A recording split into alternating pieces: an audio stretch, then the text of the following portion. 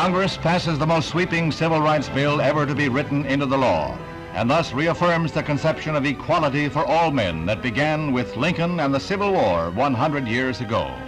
The Negro won his freedom then. He wins his dignity now. 5 hours after the House passes the measure, the Civil Rights Act of 1964 is signed at the White House by President Johnson.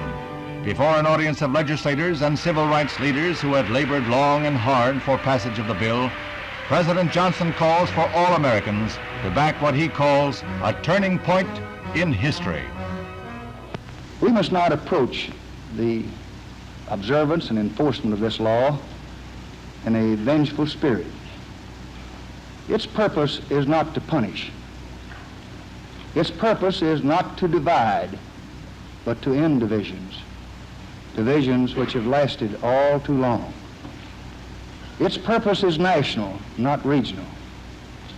This Civil Rights Act is a challenge to all of us to go to work in our communities and our states, in our homes and in our hearts, to eliminate the last vestiges of injustice in our beloved country.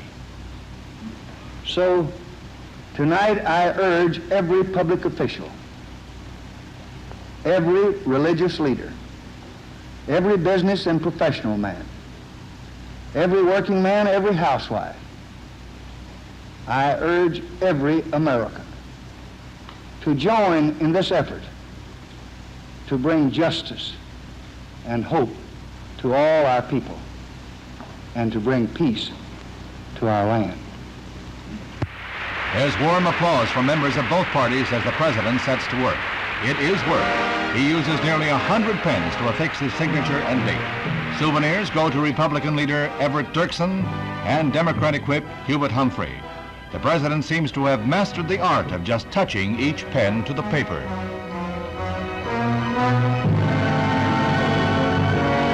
Integration leader Martin Luther King receives his pen, a gift he said he would cherish. The Department of Justice will enforce the law if necessary, and G-Man Chief J. Edgar Hoover is present.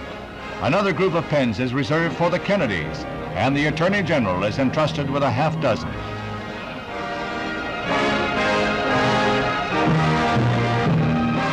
Now, in this summer of 1964, the Civil Rights Bill is the law of the land. In the words of the President, it restricts no one's freedom so long as he respects the rights of others.